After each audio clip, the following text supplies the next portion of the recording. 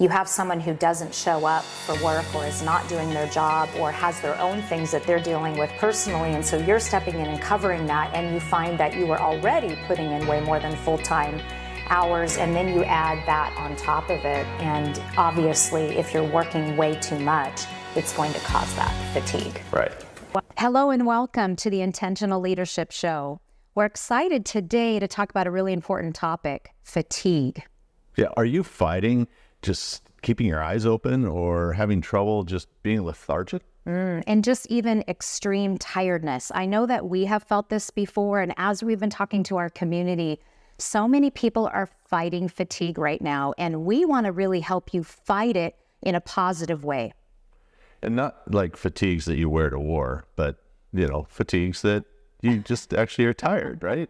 And we're not talking about the fatigue like that comes from a particular disease or chronic fatigue syndrome, but we're really talking about the everyday fatigue of just living in this world in your heavy responsibilities as an entrepreneur and a parent. And we know we fought it too. We have some tips for you today to help you really fight fatigue in a positive way and to get that energy back, which we all need in order to be productive and really doing our best. Right. And so what causes it? Why are we all, feeling this way? And so one of the things I think is just we're consuming so much. We're scrolling, we're looking, we're watching TV, we're looking at our phones, and it's just exhausting to do that. So we're tired by just how much information we're trying to process. So that's one reason why we're so tired. Right. And definitely, studies show that electronics are not healthy for us. And we are consuming far more information than our brains are designed to hold on a daily basis. And so certainly the screen time causes fatigue, and being aware of that. And we know that that's something that's a reminder. We know that that's a cause of it, but certainly one that not only makes us tired, but it makes our kids tired when they're dealing with this too. I think when you're talking about consuming, it made me think of just the type of things that we're spending time in. And when you talked about being on your devices, TV, what are the things that we're consuming when we're doing that? So what are those things? I know for myself, just had a situation recently. It's always been my rule not to watch a whole lot of news because so much of it can be very negative. Of course, watching enough to keep informed. And my daughter was over the other day when the Republican debate was on, and she was sitting down and watching it, and I was hearing it in the background. I thought, okay, I'm going to go down and watch this. I want to get an idea of what's going on here. This will be good.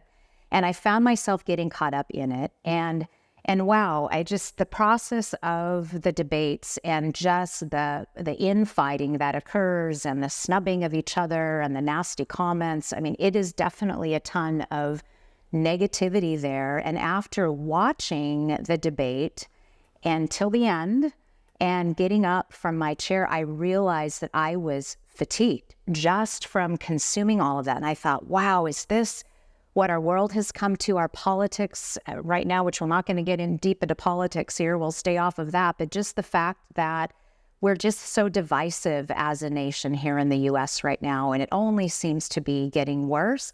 And you can get caught up in that, and it feels very tiring, very tiring. And I didn't sleep well that night. And It's because I went to bed after that and just continued to play that in my mind and worrying about what's this world coming to and what's it going to be like for our children and our grandchildren. And my daughter and I even talked about that. It's easy to get consumed. Right. And the problem with it is that they're on the same team and they're arguing like that. Right. And so then you just make it even bigger when two people are on the opposite team. And, so it's really unfortunate that that's where we're at. And it's exhausting to do that. And you're so tired and you're still ruminating, so you don't sleep.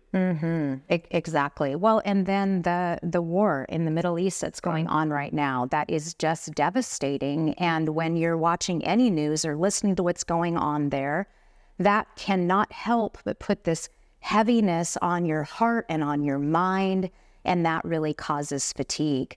So everywhere you look, and we have friends who are really fighting some tough stuff right now, and we really believe that it's our job to come alongside those that we love and we care for, and we support them not only in the happy times and the celebratory times of their life, but that we need to come alongside when people are going through pain. And that causes fatigue. Right. And we just had a recent incident in our family where just terrible pain was caused in the death of a loved one. And you can't help but have this heavy weight that you're carrying and this fatigue. It's really just part of being human. We are human, and we're going to experience times of fatigue from what's going around us. So I think as you're talking about what causes, so we talked about just what we're consuming, just being on digital devices, consuming as far as the type of things we're consuming. What else is causing our fatigue today? Another one is work. There's so many changes with work. Whether you own your own company and you're trying to navigate the new rules, regulations that are coming in, or if you're actually an employee and you're trying to show up to work, or you don't want to show up to work because you want to work from home, but that's not the new norm anymore. It's a blend, and so it's stressful. And then you have the big cities, especially the employees that are coming into the big cities, having the stress of, is it safe to walk from the parking lot to my office? And that's another fear that people have that's causing fatigue, and it's an added weight. Right. Just the work overwhelm and the responsibilities of our listeners here, being an entrepreneur and managing that role and responsibility. You have someone who doesn't show up for work or is not doing their job or has their own things that they're dealing with personally. And so you're stepping in and covering that, and you find that you are already putting in way more than full-time hours. And then you add that on top of it. And obviously, if you're working way too much, it's going to cause that fatigue. Right. The other thing that I was thinking of is I was scrolling, speaking of scrolling, through my phone the other day on an app that I love called Insight Timer, which is a great app for meditations. I'm listening to some really great music that's relaxing, some of those things. And the number one focus topic that people are looking for, because it says what's most being used right now, and there's recommendations for you, it was on sleep. And the fact that no one is sleeping. And so that is certainly a cause. If that's the number one thing on this app that millions of people across the planet are using every day, that's the number one problem, is people aren't sleeping. So if you're not sleeping, certainly you're going to have fatigue, just this overwhelming tiredness. Right. Well, we're reminded every day with our Oura ring. Right. Every morning we wake up, oh, gee, did I sleep last night? How much did I sleep? Did I sleep deep? Did I get my REM? Was I light? How many hours was I awake? Right. It's constant. And I'm not sure that helps me. Yeah, I think that's debatable. If you use the information for education to make some positive changes and really watching trends over time, I think if you get stuck on those daily results and trying to figure out why, sometimes that can absolutely drive you nuts. I've been there. Yes. We haven't talked about a health issue, and this is something, of course, just to be aware of as well, is sometimes your fatigue, if not these other things we've talked about, there can be a health issue going on as well that may need to be looked at. But we spend enough time on what are the things that are causing it. We want to be able to spend time today with you on what are some ways you can really fight fatigue. Let's talk about some things that we've done and what's making a difference in our life. And as we work with the community leaders that we coach, we've helped them get out of this overwhelmed exhaustion and find their way back to true energy. We'd like to do the same for you. Great. Well, the first thing is diet.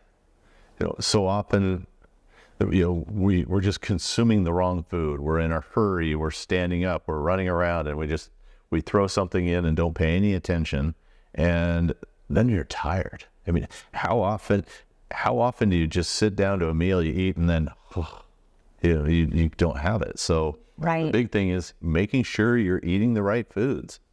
That is such an important one. And I'm sure as you were saying that, I could relate to that. And if you're listening today, think of a time where you've had a meal and instead of feeling energy afterwards, you have felt completely depleted. I mean, certainly I know when I've had fried food, which we really try to stay away from, and sometimes it just sounds so good. And on that rare occasion when I've just really craved fish and chips, and we live in Washington State, of course, which has the best, freshest seafood. And sometimes you just want some fish and chips. And it's not fresh once it's fried. Well, that's true, I suppose.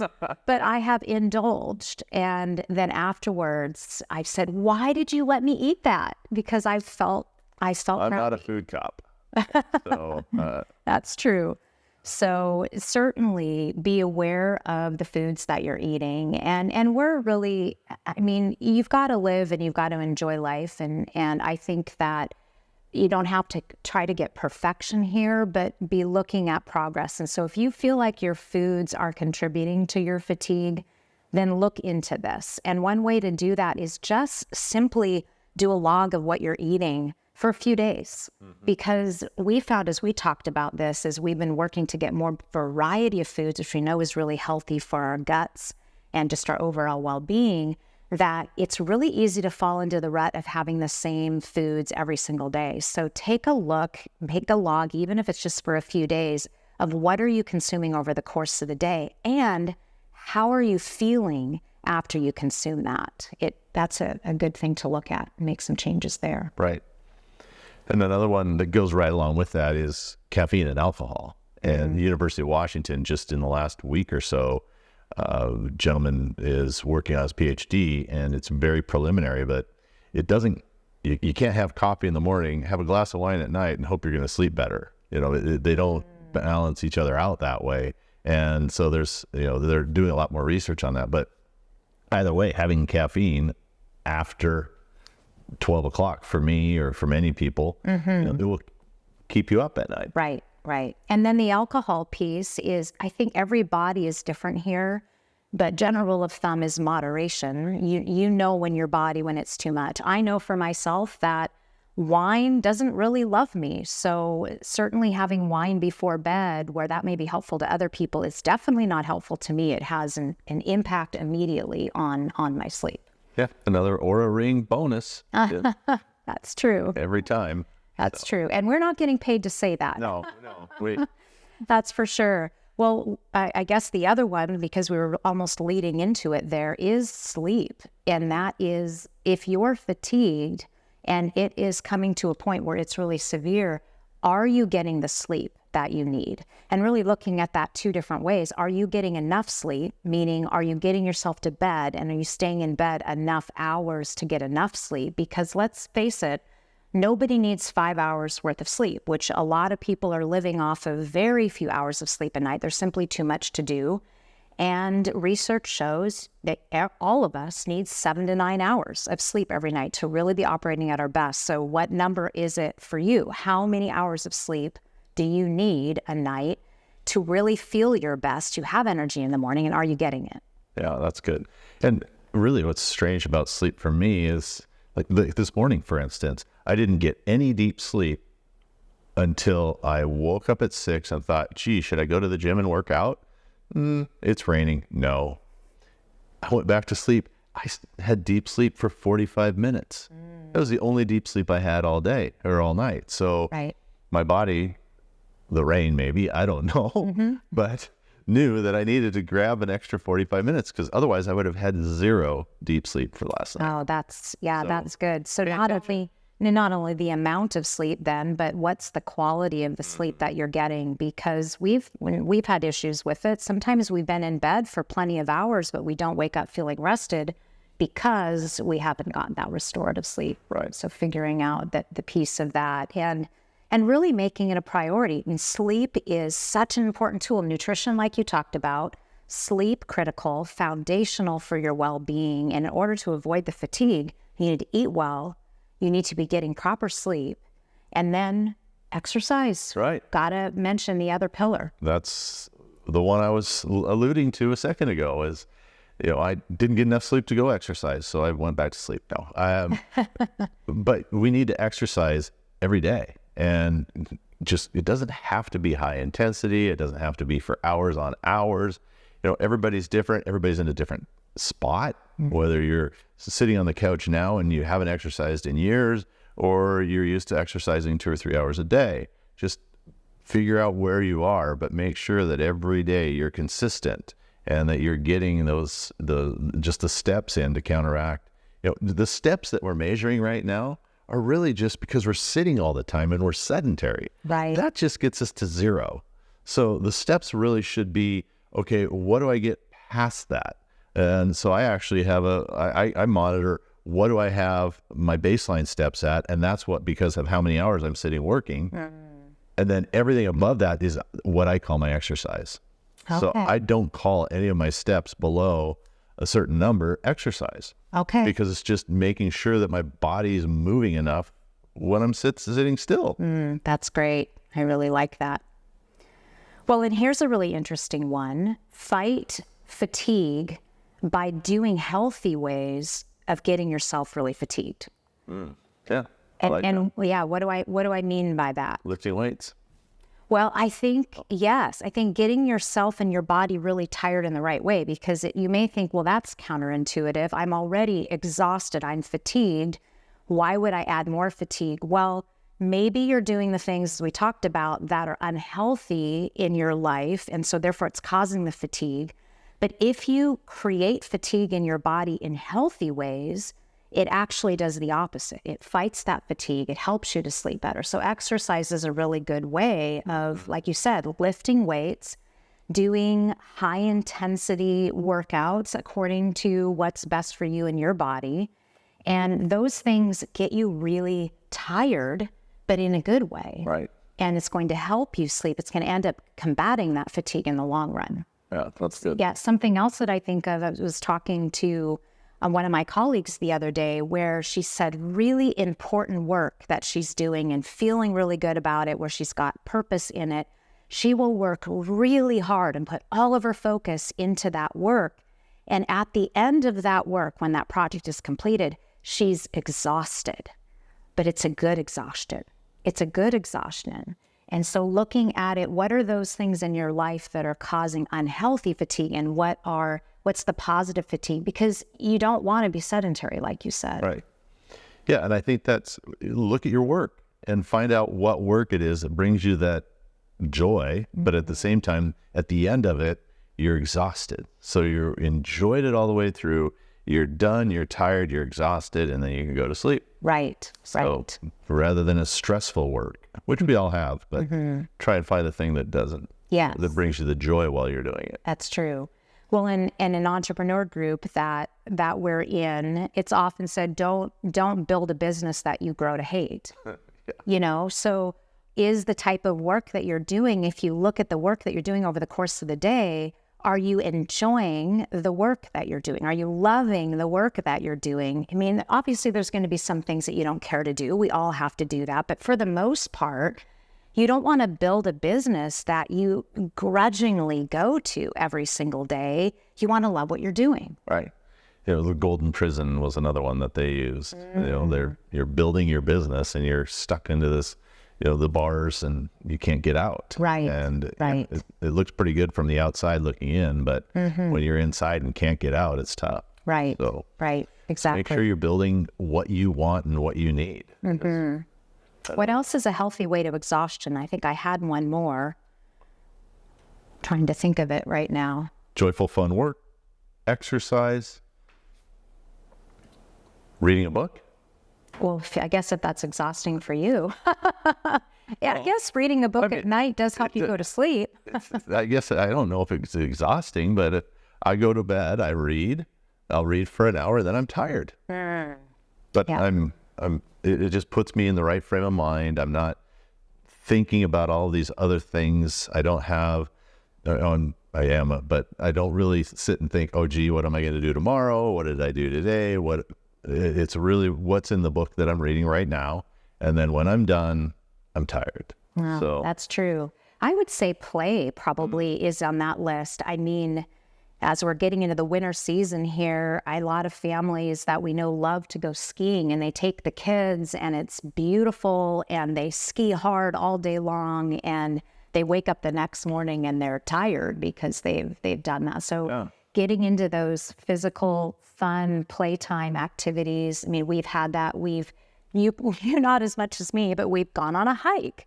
And for me, it's been a really tough hike, and I'm exhausted when we finish it, but wow, does that feel good to have accomplished that hike and feel really good and strong, and then exhausted at the end, but in a good way. And you've done some things like going out on, you did a hike the other day where I didn't go along, where you were tired. What did you do? A bike ride in the morning and a hike in the afternoon? He's a little extreme, you guys. If I have free time, I don't want to sit idle. So yeah, I rode 50 miles in the morning on my bike with a group. And then I decided that, well, somebody was in the spa relaxing. I decided I would go for a hike. And so I went on a 6-mile hike. The first mile is not easy. And then after that, it's just moderate. And so then I ran it back down the hill. Gravity wins, so it was easier. So yeah, that was a fun day. Yeah, well, that's good. I was thinking you're thinking of games like playing Yahtzee or Sorry or Clue or something miserable like doing a puzzle. That would be exhausting to me. Just having to have that mess in the counter, and then you sit there and trying to find all these stupid little pieces. It's just horrible. But I don't know why people like that. I don't know if that's good exhaustion, though.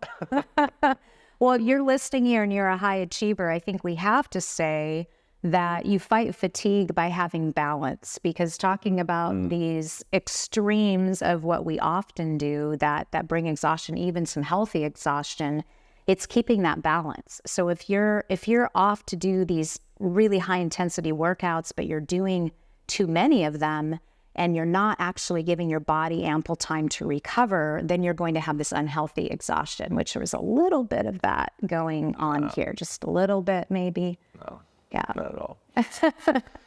Probably nutrition. Another one that's true. I mean, just keeping that balance. So to fight fatigue, what is your work-life balance look like? I mean, are you terribly fatigued and feeling just at the point of exhaustion because you have no balance in your life? Are you putting in way too many hours and just trying to fit it all in, trying to be everything to everyone and never taking the time for ample rest? So important. Yeah, I was talking to a client just last week, and he's working 6 days a week, 10 to 12 hours a day right now. Then he does payroll and accounts payable and accounts receivable at night. Oh, wow. That's a lot. That's a long day already. It's too many hours. And so he really needs to offload it. And so we talked about something as simple as using QuickBooks. And he's like, what do you mean? And well, that would eliminate some of the headache for him. So he was still manually writing on one of those carbon copy papers, yellow, pink, and white. So what are you doing? He said, well, this is how I've always done it. Well, no wonder you're sending me an invoice, a snapshot text invoice at 1 a.m. So find ways to save time. Right. Well, that's a good idea. Yeah, that can certainly help. And also with that work-life balance, you may be listening to this and going, I can't do that right now. Sure. And yes, you can. You may not be able to do it immediately, but there are certain things that you can think about that this should not be on your to-do list. This needs to be on somebody else's to-do list. And work with someone, work with a coach who can help you evaluate these areas of your life. If you really feel like you're out of balance, someone can help you with that. So reach out to a colleague, get a coach that can help you really look at what you're doing, and are you doing those things that you really need to be doing, and delegating those items that, again, we talked about are not really bringing you joy and actually somebody else would enjoy doing. Right. Yeah. And I think one of the last things is get tested. See if there's something really wrong, and check out your health. Just check out your health. We recently went and had all our adrenals tested, and we thought, I mean, you did it. So I thought, well, she's going to do it. I'm going to try it. And my adrenals they weren't bad, but they weren't great. And so I'm on a 60-day regimen to just improve them. And I've noticed the energy increase. Just to build up those adrenal reserves, which we all need. And chronic stress really depletes the adrenals, which you need. I mean, it is so important to have that. So really important if you haven't been to your doctor in the last year, just to, if you have this fatigue that feels like you're doing all of the right things, but you're still really fatigued, is go get checked out, get the tests. There's a lot of supplements out there that if you're depleted in certain things, like B12 is certainly, a lot of us don't have enough of that. And that is a massive energy producer. At one point when I was tested, I did not have enough in my body and started taking B12. The doctor upped my vitamin D, which, especially if you live in the Northwest, we're just typically low on that. Hormones wise, we made some adjustments there because they were a little bit out of sync, and that is an energy depleter. So there's a lot of things just in your general health that if you just make some small tweaks here and there, it can make a huge difference in your energy and how you feel. Yeah. So good. So where are we? Is anything else that we could do? What do you do? What are you doing that helps, fight the fatigue, gives you some more energy? Are you going to the doctor? Are you getting exercise? What did we miss? Give us some suggestions. Let us know what you're doing to help improve and battle your fatigue. Definitely. And you really can use these tips to fight that fatigue. You don't have to live this way. So if, as you listen today, you are feeling tired, exhausted, as we were talking, you're thinking, yes, that's me. Go ahead first and evaluate in what areas of your life do you need to maybe make some changes. So as we talked about the problems that cause fatigue, look at what those are, identify them for yourself. And then if you can just put one thing in place today as we wrap up, what is a change that you can make right now? What is something that you can do, that you can take action on this week to start making a change for the positive so that you can really fight fatigue and be your best?